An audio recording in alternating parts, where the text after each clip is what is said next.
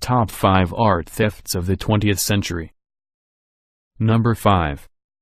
Rayfish with basket of onions. The break-in at the Manhattan branch of the London dealer, Cole Nagy's, on East 8th Street was sophisticated. It involved a break-in through a skylight and a maneuver with a rope that could have sent the robbers plunging down the stairwell. Once inside, however, the perpetrators became bumblers, treading on a couple of canvases, and by no means choosing the best on the walls. That said, the 18 paintings and 10 drawings they made off with included 2 paintings by Francis Angelico, insured at $4 million, and Rayfish with basket of onions E.B. Charton. Only 14 of the works were ever recovered.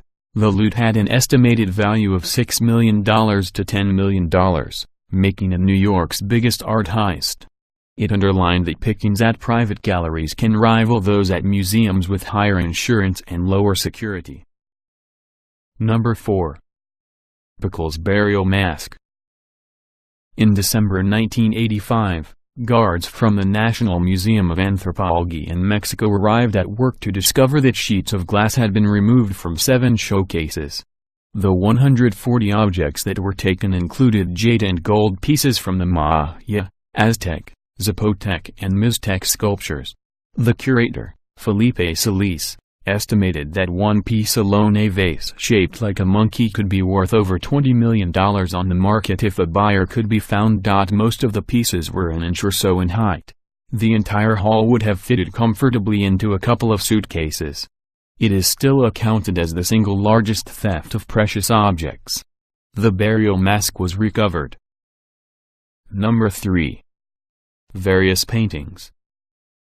The theft of 9 paintings, including Renoir's Bathers and Monet's Impression, Soleil Levant, which gave Impressionism its name, from the Marmottan Museum, Paris, took place in 1985. The police at first theorized that the radical group Action Directe had committed the crime. But several paintings stolen from a provincial French museum in early 1984 were recovered in Japan after a tip-off from a fence. The paintings, including Corot's, were in the hands of Shunichi Fujikuma, a known gangster. He had been behind the Marmottan heist too. Indeed, he had circulated a catalogue of the 9 soon-to-be stolen paintings. Japan's short statute of limitations on stolen art was notorious, and rumors became rampant that the Japanese mob, aka the Yakuza, had penetrated the art world. The truth was on a smaller scale. Fujikuma had been arrested in France with 7.8 kilos of heroin in 1978. During a 5-year sentence, he came to know Philippe Jamin and Youssef Kimon, members of an art theft syndicate. They pulled the job for him. But the paintings were recovered in 1991 in Corsica. Number 2. The Flagellation of Christ. Italy, the home of art, has also been the home of art theft. When 2 paintings by Piero della Francesco, The Flagellation of Christ and the Madonna of Sinigaglia and Raphael, the Mutcomma, were cut from their frames and stolen from the Ducal Palace, Urbino, it was described as the art crime of the century. The crime was wholly driven by profit. It was committed by local criminals who planned to sell the work on the international market and would not be the last to discover that much reproduced masterworks are hopelessly illiquid. The paintings were recovered undamaged in Locarno, Switzerland, in March 1976.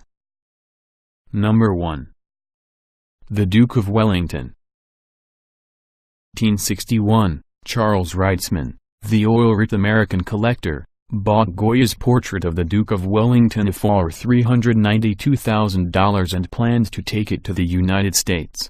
There was such a public outrage that the British government raised the necessary matching sum. Less than 3 weeks after its triumphal hanging in the National Gallery, it was stolen. The thief demanded a ransom of the same amount and said he was going to devote it to charity. In 1965, the thief sent a claim ticket to London's Daily Mirror and the painting was picked up by police in a railway baggage office. The thief, an unemployed bus driver named Kempton Bunton, gave himself up 6 weeks later. He had planned to use the money to buy TV licenses for the poor, serving 3 months in jail for his offense.